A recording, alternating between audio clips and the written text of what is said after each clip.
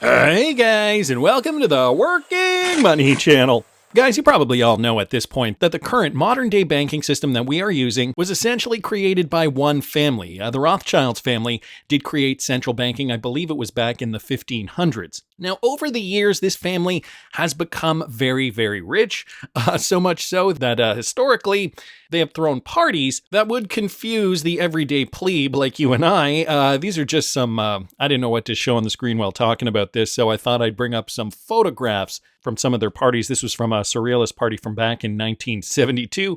A lot of money, I guess, does breed boredom, but I digress. Really, what this is about is the Rothschilds family and, their connection to the current banking system. This one is very weird. I just want to interject here. Very, very strange.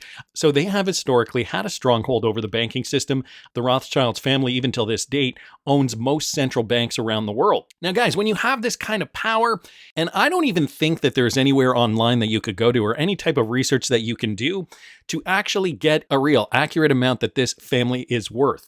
Some suggest in the hundreds of billions. Some suggest that this family could be worth trillions of dollars, and that's trillions plural. And so if you've been controlling the banking system for so long, chances are, if that banking system is failing, as we are seeing today in 2025, you probably don't want to give up power. And so what do?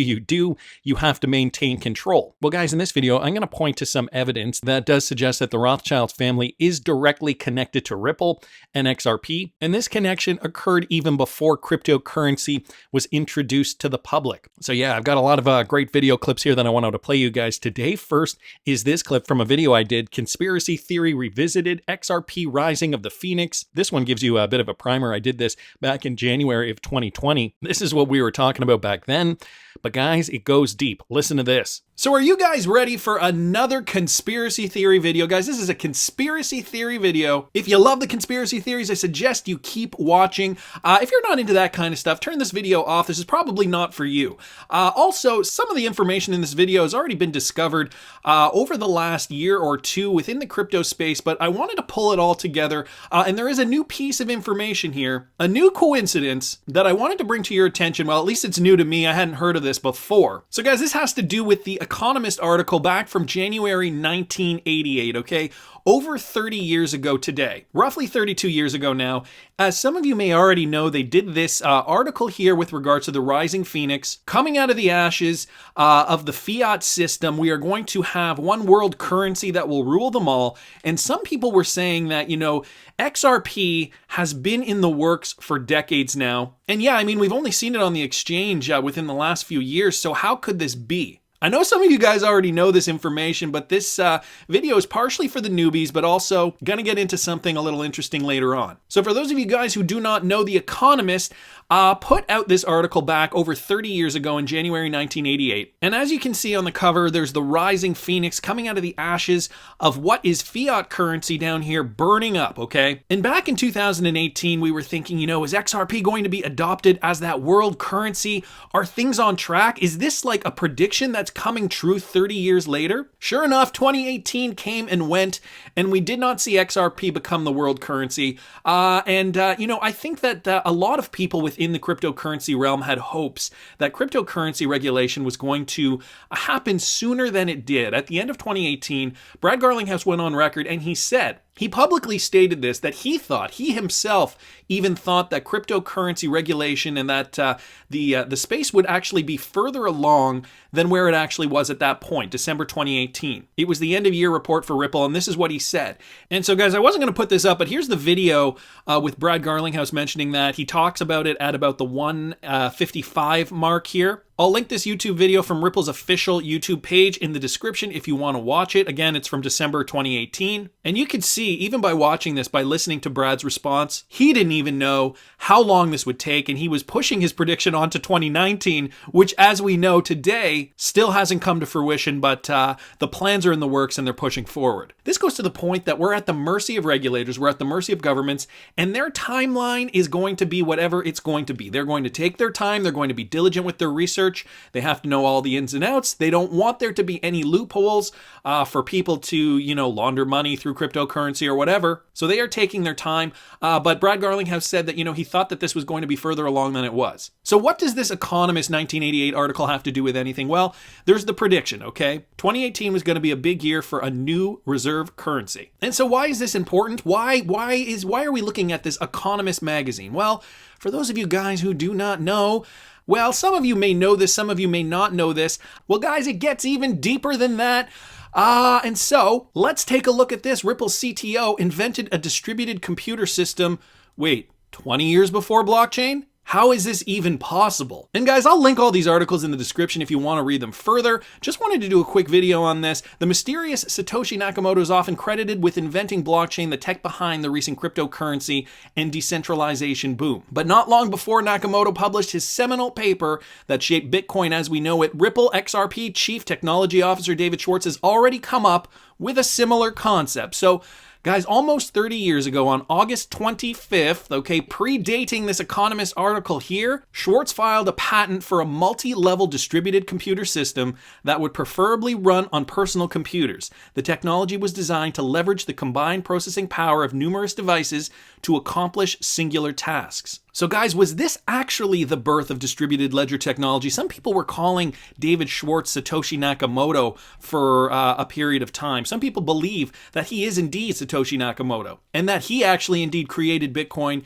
and released it to the world after the financial crash of 2008-2009. Now this sounds crazy, right? Well, some people believe that Bitcoin was actually born as an experiment, yes.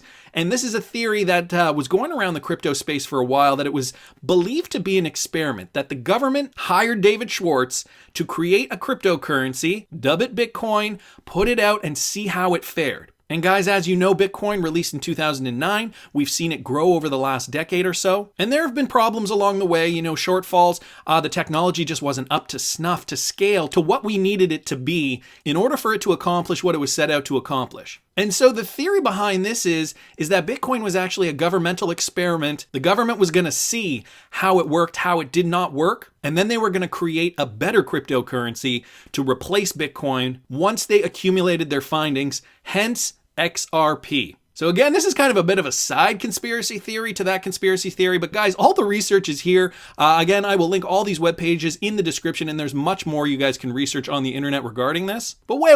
Okay, we have to assume that David Schwartz was working with the government. Well, you guys remember this article from back in 2018, Ripple's $1 trillion man, David Schwartz. So Forbes did a piece on David Schwartz back in 2018, and there was some revealing information from this article. I just highlighted it down here. During the dot-com era, Schwartz pursued a number of network-related programming positions. Meanwhile, he was getting interested in cryptography. In 2001, he landed at a company in Santa Clara, California, called Webmaster Inc., where he helped design an early cloud-based storage system.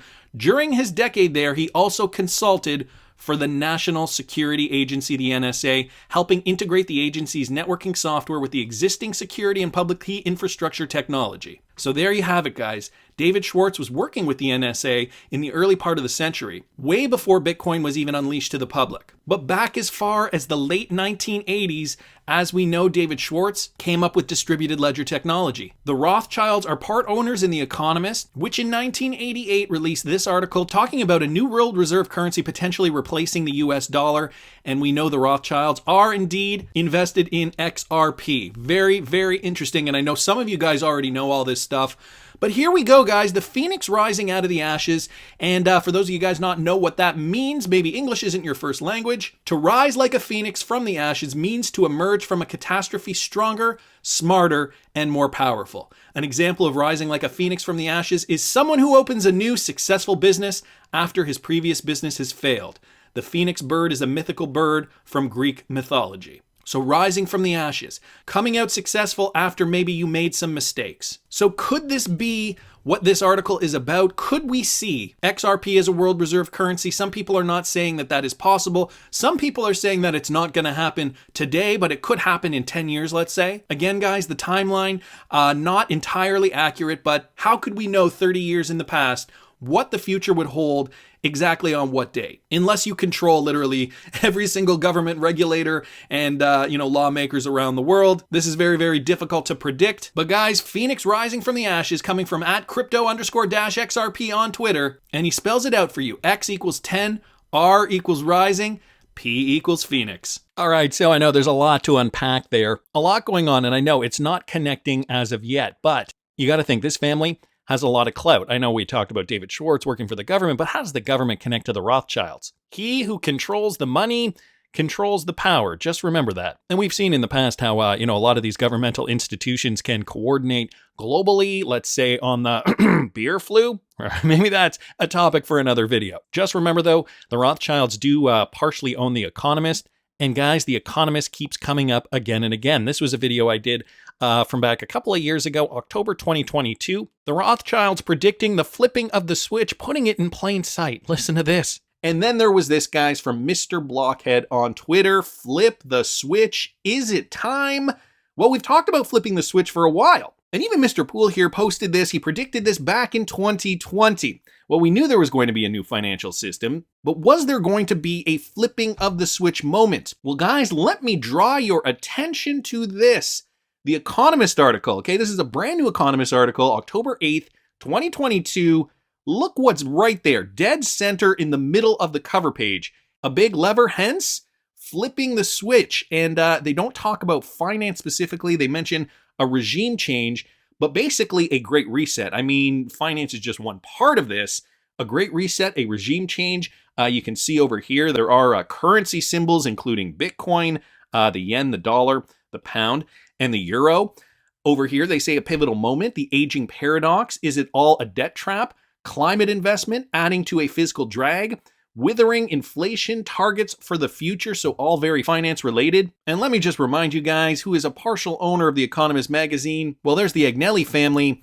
But aside from the Agnelli family, smaller shareholders in the company include Cadbury Rothschilds, who owns 21% of the magazine. So the family that owns all the central banks around the world are also putting out this magazine. Yeah, they're putting out this magazine from back in October of 2022, really before a couple of years, or at least 1 year before inflation really took hold. I guess we did already have some inflation at that point.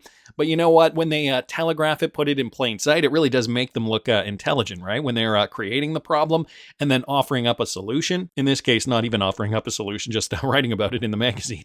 Anyway, are we going to see that regime change through this flip the switch moment? It gets even more interesting, even though we didn't see the XRP logo down here in the near the bottom right-hand corner of this magazine cover. We have been tracing Rothschild family investments to Ripple and XRP through SBI Holdings. Guys, I did this video 5 years ago, August 2019. This is an old one. Listen to this. I saw this on Twitter. My man XRP Ferguson also sent me the tweet. That's at @TFergTrades on Twitter as well. And it has to do with the Rothschilds, guys. The Rothschild family is one of the most, if not the most prominent banking families in the world. Yes, you heard me correct. Not in the United States, not in North America, the world. Okay, these guys got serious cash. It was one of their great whatever grandfathers in the 1500s essentially came up with the idea of modern banking, and they have just made copious amounts of money since then. If you can think about somebody in your family who was born in the 1500s, came up with a business idea, and because of that ancestor in the 1500s that you have never met, you personally are worth billions and billions and billions of dollars. That's basically this family here. So what I want to show you today is quite interesting. This originally from XRP Darren, so at Fame21more on Twitter, did the research, did the deep dive. Okay, and this isn't new news by any means, but I did want to bring this up, especially, when the XRP chart is looking like this and you're feeling down, because guys, we're going to see these vacillations in movement. We're going to see XRP go up and down and up and down.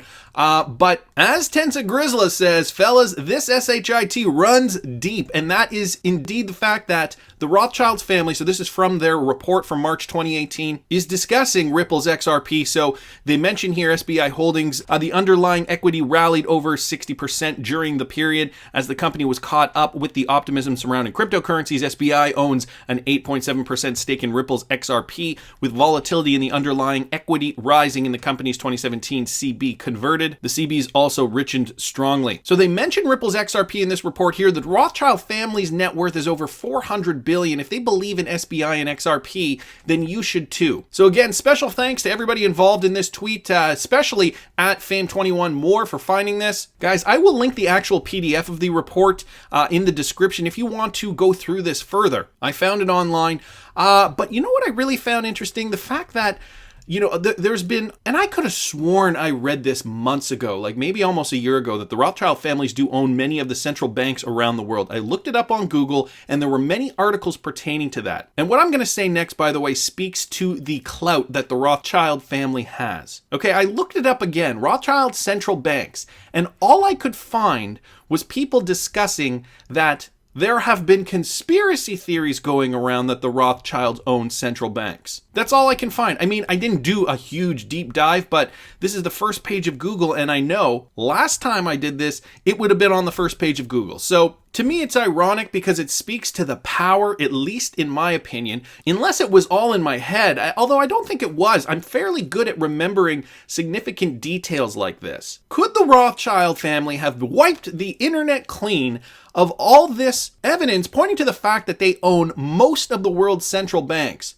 Or is it just a hoax? I think I even put it in a video. I think there's a video that's floating around on my YouTube channel where I've mentioned this. I got to dig that up. Okay, so now I actually have to look that up. Today in 2025, Rothschilds central banks. What do we get here? Rothschild, the largest bank in the world. How multinational. This is just for fun, by the way. I wasn't planning on doing this. Largest bank in the world. How multinational family ownership overcame nearly all management complexities when others failed. What else do we have? Rothschild business. This is the Rothschilds archive.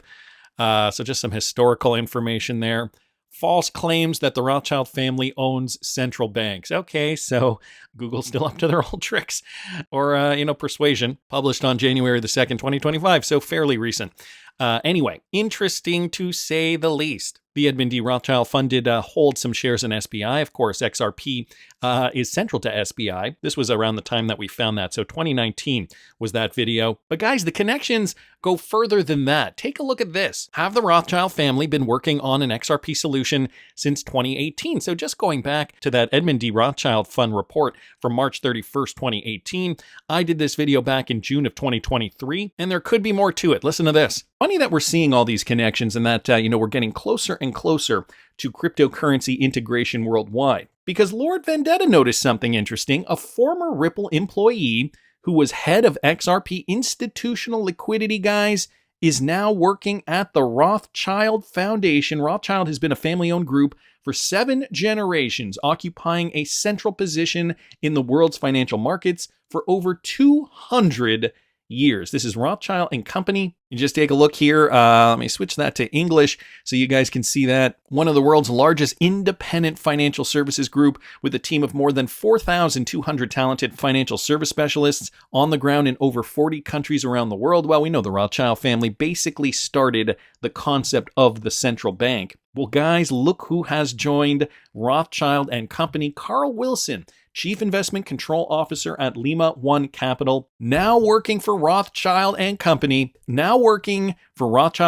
Here's a snapshot of his LinkedIn profile. Used to be the head of XRP institutional liquidity at Ripple from 2012 to 2015. So guys, early on in the process, since then, he's worked as a business development manager for BD Swiss and then Lima One Capital, an investment manager there, now an investment manager, and he has been there since 2018. But guys, we're just finding this out now. Funny though that he's been there since 2018. Yeah, that 2018 connection is really interesting considering, the Edmund D. Rothschild Fund from back then. Anyway, want to continue on because there is more. Yeah, there's more, believe it or not. This goes back to RipplePay in 2004 and the original founder, Ryan Fugger. He could, in fact, be a Rothschild. He could be a descendant of the family. I discovered this not too long ago, actually, in relation to some of these other videos. Is the creator of Ripple, Ryan Fugger, related to a legacy banking family? Now, This was a video I did back in February of 2024. And there is some more evidence after this clip. There's even more evidence to suggest this. Listen to this, though. Guys, Ito Farina has discovered something very, very interesting in my hat. He is now deceased. But guys, Ito Farina has discovered something very, very interesting.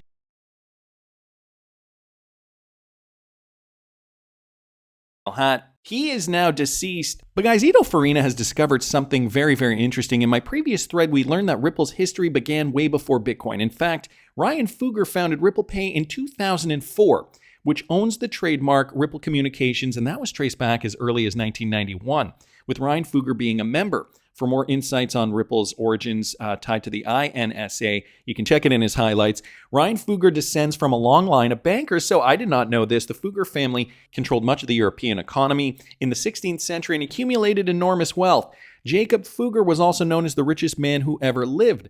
Jacob Fugger the Rich was elevated to nobility of the Roman Holy Empire in May of 1511 and assumed the title Imperial Count of Kitchberg and Wisserhorn in 1514. From the 13th to 16th century, the merchant banks of the Fugger family had branches located throughout Europe to finance foreign trade. So what he is saying here, the Economist, guys, owned by the Rothschild, goes back to the Fugger family. House of Fugger, prominent group of European bankers. The Fugger family controlled much of the European economy in the 16th century and accumulated enormous wealth. You guys can see their coat of arms there. Also, German states Fugger, the phoenix there. You can also see that fleur de lis on there. On top of which, here's another close-up of that. And here, the richest man who ever lived, Jacob Fugger. The life and times of Jacob Fugger. And guys, who was the one responsible for creating the original RippleNet? RipplePay, the original creator of Ripple, was in fact Ryan Fugger. So is this a coincidence, or is there a deeper tie to the Fugger family? The world of banking, RippleNet, XRP, and the Phoenix Economist cover in 1988. Things that make you go, Not to mention, guys, I do want to just reiterate, the Edmund D. Rothschild Foundation is definitely linked to the World Economic Forum. You can find that there on their webpage. And on top of that, the World Economic Forum, back in June of 2021, did list XRP as one of those cryptocurrencies that are going to be transformational. We know Ripple's connection to the World Economic Forum as well, but I thought I would also just point that out for you. But let's get back to Fugger. There is more than just a coat of arms. Is it a coincidence The Economist and the WEF are pushing the same narrative? This was the clip I wanted to show you guys from another video I did. Listen to this. Matt, now, if you ever had a doubt that XRP was the chosen cryptocurrency, we're going to go down a bit of a rabbit hole now. Did you know that in 1622, the ducat was minted by the Fugger family? This is all news to me, guys, but it does spell out a few interesting things, okay? German states the Fugger Babehausen ducat, which is this currency here. Well, look at that, okay? Doesn't that look like the triskelion? What has been formed into now the Ripple logo?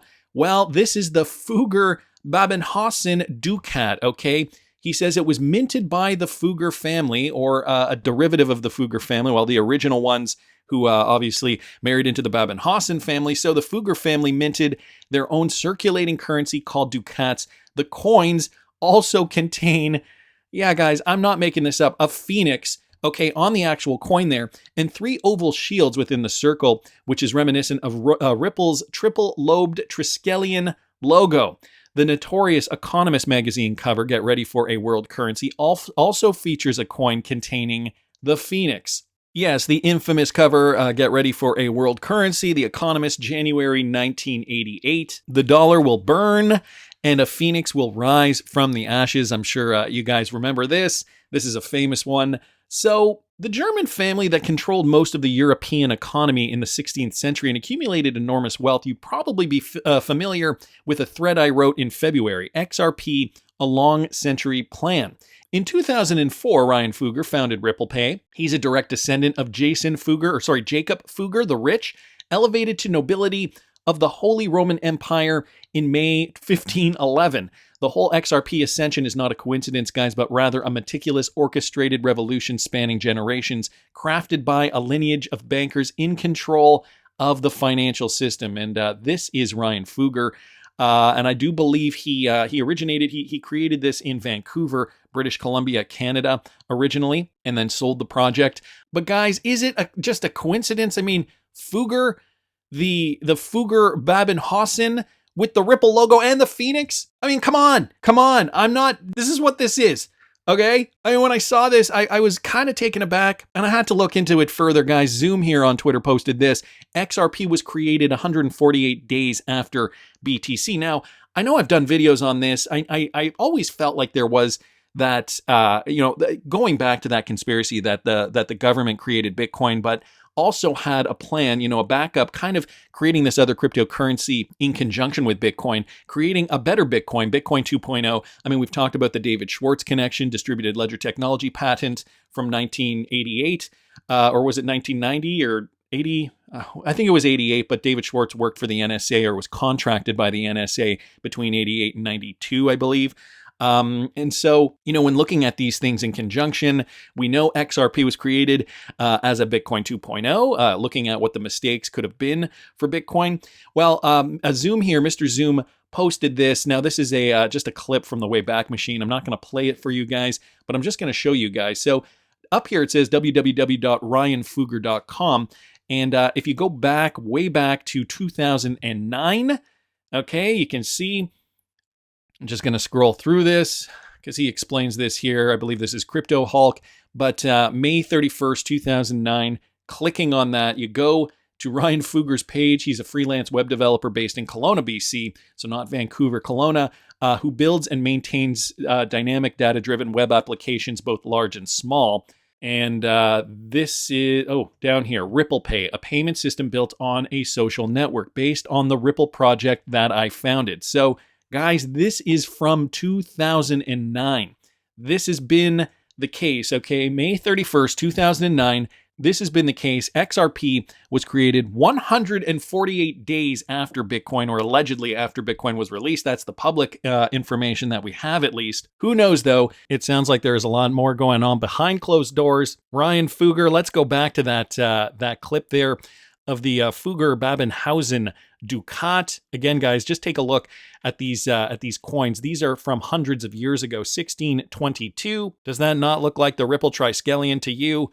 And the Phoenix rising from the ashes, bringing us full circle. So is there any doubt? It seems like there is a very clear connection to the Rothschilds family and XRP, but that's just my opinion. I'm going to be treating this bull run. I know you guys have heard this. I'm going to be treating it differently, whether we do see real world utility by the end of 2025 or if we continue in a spec run. Things could change. I have a plan right now. I've outlined my plan over there at patreon.com/workingmoneychannel, but if things do change, my Patreon subscribers are going to be the first to know. So if you guys are interested in following, you can follow. Link is on the screen, patreon.com/workingmoneychannel. I also just wanted to mention that the Working Money Channel merch store is up. And if you guys are itching for some Working Money Channel merch, I have a lot of different items here. So if you're feeling inclined to support the channel in a different way, navigate over there. Link is in the description of the video. But again, that's just my opinion. I want to hear what you guys think. Please subscribe to the channel if you haven't already. Like the video if you like the content I'm providing. I always love hearing your comments. See you in the next one, guys.